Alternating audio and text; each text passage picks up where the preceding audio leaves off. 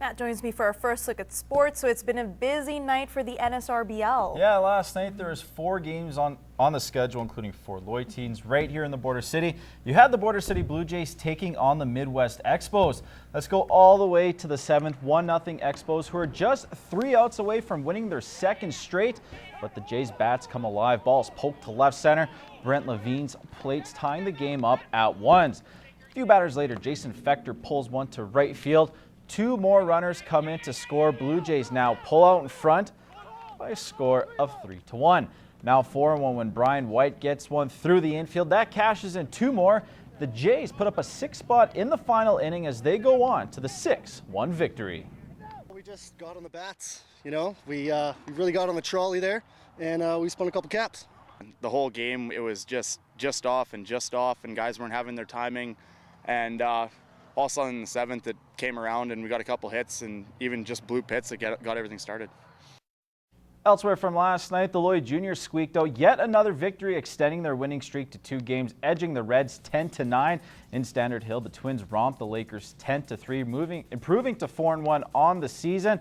And the Meadow Lake Sox bounced back from being shut out 2 nights ago as they blanked the Unity Cardinals 4-0. And just 1 game on the schedule tonight. Fingers crossed the weather holds up, as it's going to be a good one as the Border City Blue Jays and Juniors hook up. First pitch is at 6:30, which is shortly at the Legion Ballpark. To lacrosse, and after flying out the gates to start the season, the Kitscotty Lloydminster Xtreme suffered their first defeat of the season this past weekend. And although that might have snapped a 7-game winning streak, the Xtreme are using the loss as a positive. The Xtreme were in cruise control for the first 9 games of the season, starting the year off with an 8-0-1 record, including a 7-game winning streak. The team saw that come to an end last Sunday as they were edged 9-8 in a game against the Westlock Rock. We got the jump out of the gate. I think we were up 4-1 at one point in the early part of the first period, and by the end of the second period we were, way back at 5-8. So we had to do a lot of crawling back in the third. We give it a darn good run, actually. We only give them 1 point in the third period, and unfortunately it was the one that got them the win in the dying seconds of the game. The loss comes 10 games into the season, and coming out with such a great start, the Xtreme are taking the loss as a positive and are looking to become a better team because of it. It's actually healthy at this point in the season when you had a lot of wins, because of course, the momentum of the game starts to change a little bit when you're just winning. So, a loss at this point in time is probably healthy, and we'll use it to our advantage for sure. We're going to sit down and talk about what happened and what we can do to learn from the loss, because you can always learn from your mistakes, and we can learn from that loss and move forward and make sure maybe it'll never happen again. Up next for the Xtreme is a pair of road games against the Edmonton Blues and Wainwright Wolfpack. Both teams have combined for 3 wins this year, but the Xtreme know they can't look past them. Any of these teams in this league can easily beat you, so you need to take every team seriously and definitely take every game like you need to win it. Of course, we're going to have to put everything we have into it and hopefully come out of those 2 games with wins. BJ Carey thought he had won the championship dash in 2012 before a late penalty cost him the title. As Kyle Gallagher explains in this week's edition of Inside the CPCA, Carey is determined to get back to the top this time around.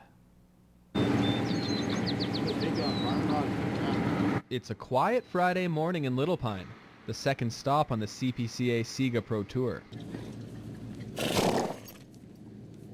These horses are having something to eat and relaxing before a busy weekend of racing, and so is BJ Carey.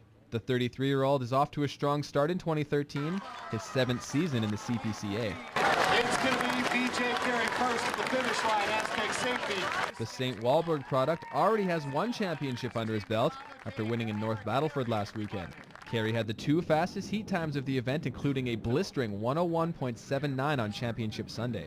He finished with an aggregate time a full 2 seconds faster than 2nd place Vern Nolan. It's important, every point counts, so you're going to start hard and hopefully carry it out right through the year. Carey's lead horses have been outstanding early on. Chief, the left leader, currently sits atop the equine outfit of excellent standings. He's my kingpin. He starts hard every time out. He gives it all he's got. His heart's bigger than any other horse that I got. And, him and Dakota, the right leader, they work so well together. They just go.